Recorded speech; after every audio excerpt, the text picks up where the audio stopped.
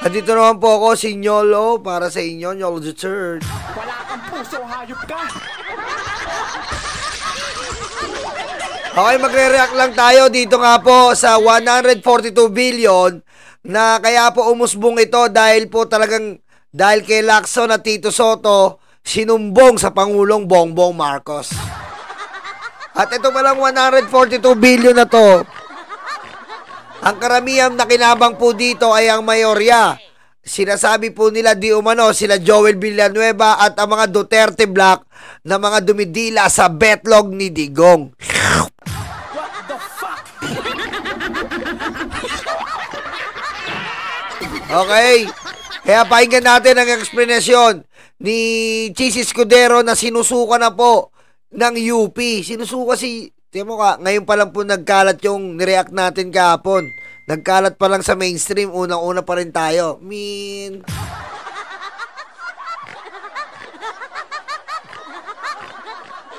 Sinusuka na po ng UP to. Isang alumni po yan si Chis Escudero. Sinusuka siya ng UP. Anong sabi ng UP? Yung simpleng salitang fourth week, hindi sinunod. Ginawang fourth month.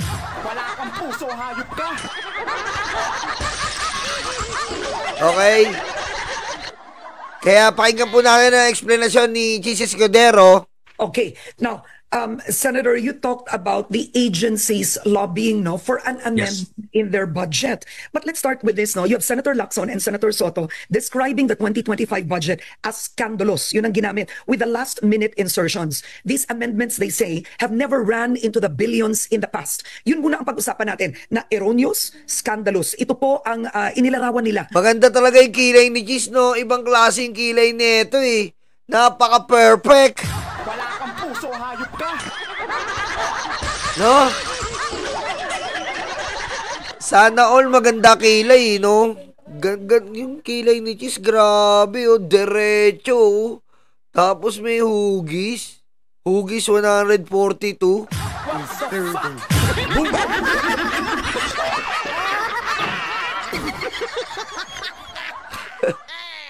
Hugis 142 billion eh. Sa 2025 budget. Karen, they were not part of the 2025 budget. Oh. And I can point out probably that the 2025 budget was one of the more transparent budgets. That's why there are so many people commenting on it. Wow! Pinaka-transparent pala yung 142 billion. Yun din nakakala namin eh. Transparent eh. Kala namin transparent. Pinagtatanggol pa nga namin yan eh. Sabi ko, sinabi namin dati, pinagtatanggol nga namin yan. Yung pala, pinaka-transparent kasi nga, akala natin, yung budget na punta sa kinauukulang patutungkulan. Yung pala, insertion. Flood magtataka ka eh, no? Senador, no? May flood control sila.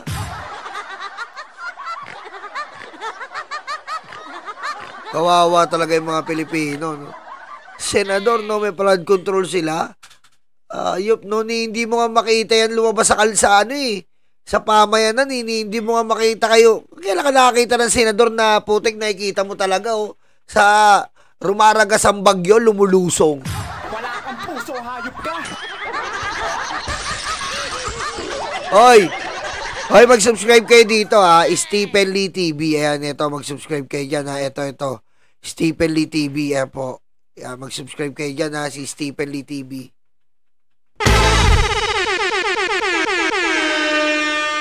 Nakita ko lang na lumusong na senador, si Dick Gordon. Si Dick Gordon, nakita ko pa yan eh. Dahil nga Red Cross siya eh. Kaya mahusay talaga yung mga Dick eh.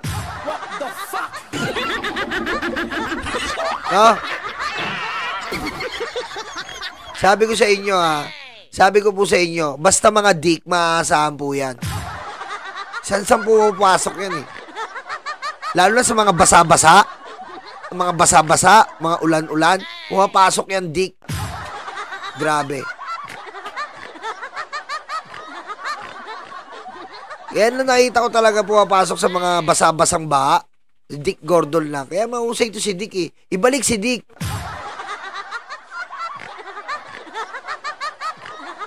Kaya nga pare Eduardo, dapat to si Dick pare, ibalik si Dick sa Senado. Ibalik si Dick. Ipasok ulit si Dick. Hindi nga totoo. Kahit i-google nyo. Dick Gordon. Nakaraan lang ito. Nakaraan lang pong bagyo. Oh, pinasok ni Dick yung Bulacan. Bulacan ba yun? Bulacan ba yung pinasok ni Dick? Basta may pinasok si Dick eh. Basang-basa rin eh. Pinasok ni Dick. What the fuck?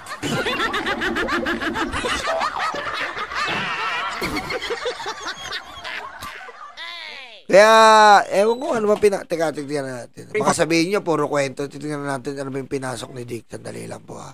May pinasok si Dick eh. Nakalimutan ko lang eh. Dick Gordon. Ito, mahusay talaga to eh. Saan ba to? Oh, ayan ha. Baka sabihin nyo kasi, gawa-gawa lang ako ng kwento. Oh, ayan ha. Oh, ayan oh. Oh, saan ba to, Dick? Oh, ayan oh. Kala nyo ha, pinasok talaga ni Dick. Yung sikip niya no. Sabi ko sa inyo, kahit masikip, papasok, ay paborito ng mga ni Dick eh. Pag masisikip, ay sikip niyan, tignan nyo po. Ang sikip niyan, pinasok ni Dick. Ang sikip po. Oh, yan po, pinasok po ni Dick. Kahit gaano talaga, basang-basa oh, kita mo. Hindi papasukin ni Dick yan pag hindi basa yan. Boom! Tama, paring Stephen. Di ba?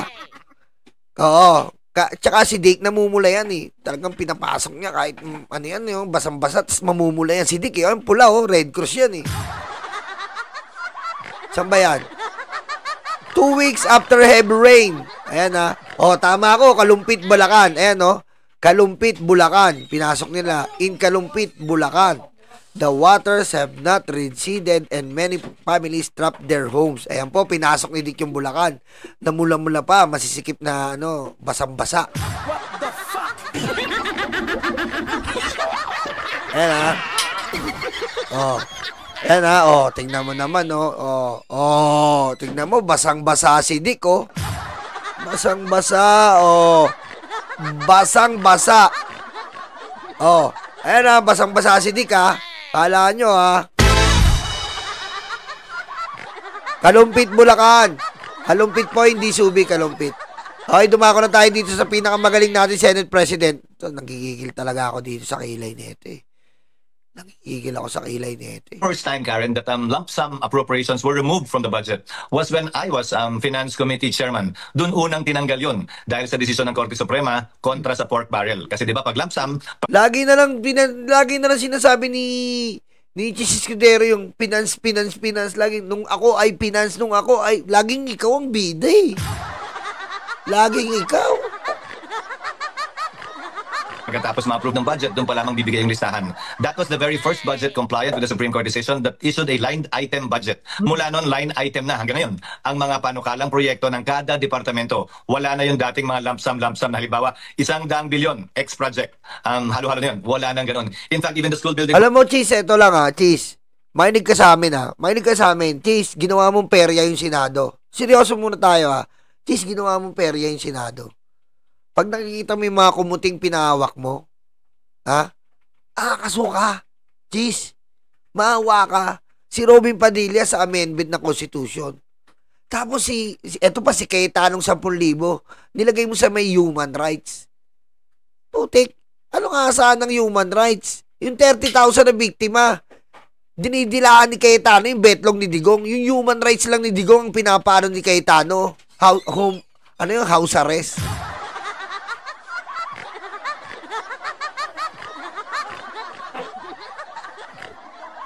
Sis, binaboy mo yung Senado eh. Ikaw dapat sisigyan, ba't ganyan yung Senado eh?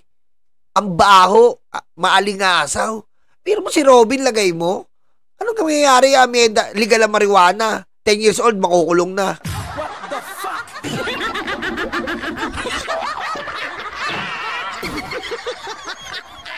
Diba? Ganyan mo binaboy yung Senado, hindi ka naawa sa Pilipino, Chis. Kita mo yung ginawa mo? Tapos sabi nila Villanueva, paano pinipili yung komite? Putik, lang, kung anong gusto mo. Ay, ako na dyan. Putik, ganun. Ayop. Ano sabi ni Jinggoy? Feeling ko walang boboto sa sa impeachment na yan para magpatuloy kasi nakikita ko yung body language. Putik body language, touch by touch. Wala kang puso, hayop ka! Grabe, binaboy mo, Chis. Grabe. Okay lang sana magkaganon, alam mo eh. Pero dapat, bilang isang Senate President, pangunahan mo. Ikaw ang manguna. Wala eh, parang kayang-kaya ka eh. Parang kayang-kaya ka. Pero mo, namumblema kami sa tubig. Binigay mo sa mga bilyar. Namumblema ngayon sa mga right of way, sa mga tulay. Binigay mo kay bilyar.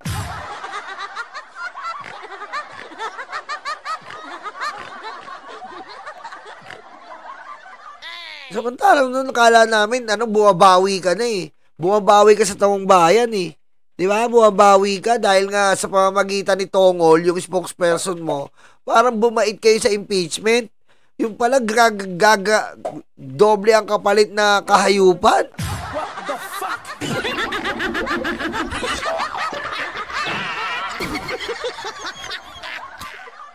Alam na ng mga tao, suka. Binaboy nyo daw yung legasiya ni Miriam Defensor Santiago. Ha? Pinalit nyo si Robin. Anong gagawin ng bansa natin na yan?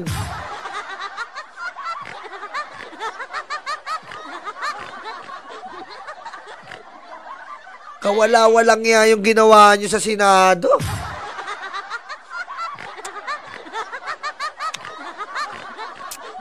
Ay, Program that used to be lump sum for the first time was included in the budget via a line item para makita at masuri. Hanggang ngayon, ganun pa rin yun, Karen. Kaya yung mga lumalabas ditong mga akusasyon, mga aligasyon, lahat yun ay dahil sa line item budgeting na pinatupad nung sinimulan kaya ng finance chairman ako. Okay, so pinatupad niyo po yun, pero ang sinabi ng ilang kritiko, and I'm sure you've seen the documents, is there's 142 billion that has right to the DPWH. Sis, ba't natatawa ka lang dyan? Tawa ka ng tawa dyan. Tinatawanan niya lang, no? Parang maliit lang sa kanya yung 142 billion, no? Yung kay Napolis nga, 10 billion lang. Chis, di ka nahihiya sarili mo?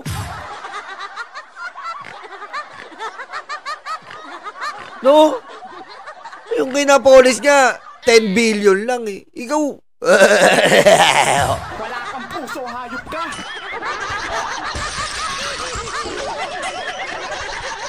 Grabe, no?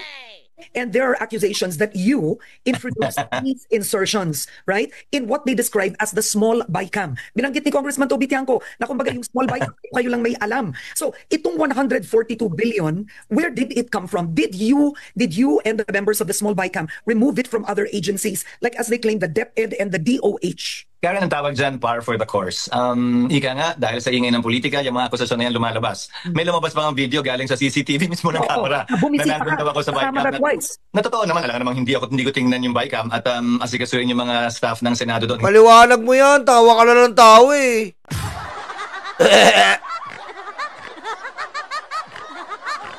Kaya nagalit si Presidente sa inyo eh. Sinumbong kayo ni Tito Soto, oh. Ganyan yung ganyan talaga yung politiko. Kapag ang politiko mo, katulad ni Tito Soto at Lacson, di ba? Na, tawag dito, sinabi nila sa Pangulo, nagsumbong sila, bago nila kayo gisahin, gigisahin kayo lahat eh. Wala daw silang pakialam kahit magsuntukan kayo dyan.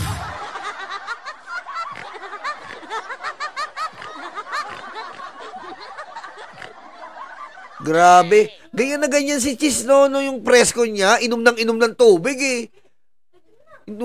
Pulang na lang, baka 1 drum si Chis, eh. Sino nagsabi? Tinatakot yung reporter. Sir, meron po binabalita na kayo daw po ay nag-insert ng 142 billion. Sabi po ng sa payag. Sino nagsabi? Sino?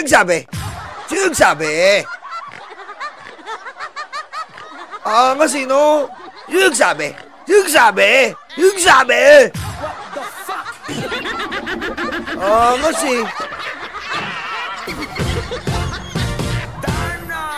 Angas? Ayaw mapupuna? Pero kapuna-puna yung... Di lang kapuna-puna eh. Kaputa-puta-puta eh. Wala kang puso, hayop ka!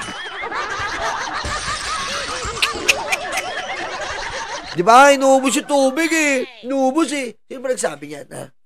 Sino ba nagsabi? Nakakabaan eh. Green Day, di ba? Di lamang bilang Senate President, pero bilang bahagi din ng BICAM. Alam naman natin, Karen, kung saan nanggagaling itong demolition job at PR job na ito. At yan ay sa Kamara. Sa katunayan, Putek, kamera na naman masama. Nung Blanco, kamera na naman.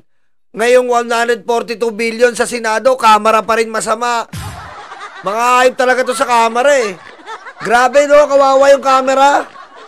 Kapag sa Quadcom, masama na naman yung kamera. Kamera na naman, masama. Walang tinama ang kamera. Lahat kamera ang masama.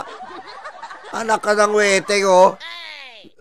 Nakakainis na yung nyo, estilo nyo. Sila ba to? Ganun din. Kamera sinisisi. Si Bongo, kamera.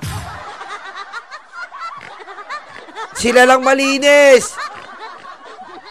Oh, sila lang malinis. Oh, kamera lagi. madali din namang pangalanan dahil nagsimula ito nung bangayan sa Senate President at siguro alam din nila yung magiging laman ng talumpati ng Pangulo kaya sinusubukang unahan ng Senado. Una, hindi totoo na may 142 billion insertion ako. Alam mo, Chis, kaya nga nalaman ng Pangulo, sinumbong nga ni Tito Soto. Sinumbong. Anong dahil sa sinumbong ni Tito Soto? Sa 2025 budget.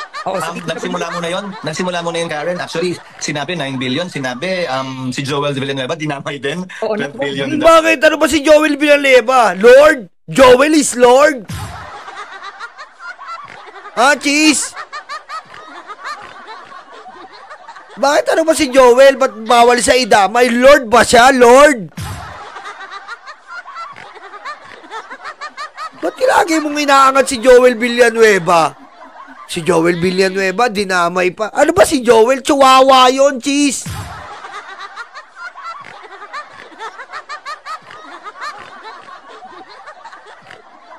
Lagi na lang winaano mo. Pakailam namin niya kay Joel is Lord. Salbahay rin yan. Sa Bulacan. Tapos naging 150 billion, naging 154 billion. Ngayon, binaba nila sa 142 nang hindi ko alam kung sinong nagsasabi. But let me be factual, Karen. Yeah. The total realignments to the NEP compared to the GA of 2025 is nearly 650 to 700 billion. Assuming they're accusing the Senate of proposing 150 billion in amendments, which as I said did not come from me, that's about 2% of the national budget. That's about 1/4 of the total amendments. Why focus on the Senate if you're not trying to disparage the Senate and those amendments? If we will look into the budget, basing it on NEP, then let us study the entirety of the amendments, which is about, Karen, 650 billion, whether it's DPWH, DOH, DepEd, or the AFP. Nako, dinadivert mo na. Ayan na naman ang pag nasusukol eh. Bakit yun lang ang nakikita nyo? Hindi nyo imbestigahan yung ito. Pinapasa mo eh. Doon muna tayo sa 142, Cheese. May heart ka, wala kang puso eh. Wala kang puso, hayop ka! Huwag kang ganyan, Cheese. May heart ka pero wala kang puso. Nilalayo mo na naman kami. Yun yung halaga ng pagbabago sa budget na pinanukala ng Pangulo. Both taking from and putting in the budget. Dagdag pa siguro dyan, Karen, yung mga baha natin ngayon, hindi naman dahil sa project ng 2025, dahil yan sa project, bago pa nun. Sabi nga ng Executive Secretary, dapat investigahan yung flood control projects, maski nung nagdaang Kongreso at nung nakaraang administrasyon. Hindi ito dapat maging witch hunt, laban lamang sa mga kagalit na politiko, ika nga. Ayan na naman tayo, Chis eh. Ayan na naman tayo eh. Pag nasusukol kung sino-sino binibintang eh. Talagang kinakawawa niyo yung taong bayan eh. Ano masasabi mo sa 142 billion? Alam nyo, dapat imbestigahan yung mga nakaraang proyekto. Hindi naman ngayon yung lintik eh. Nasa likod nitong mga demolition at PR job na ito. Ayan, demolition lang daw, tsaka PR job. Nako, Cheese. Senator, you talked about Ano ba naman yan? Ayan po si Cheese Escudero, ha? Oh. the agencies Oh, ano na naman? lobbying for an amendment in their Kaya lang, nagkakagulo. Oh, ayan po si Cheese Escudero. Ang sabi niya po, ay, imbestigahan na muna yung iba. Ayan na naman, pasa-pasa na naman tayo, eh. Hintayin mo na lang, Cheese.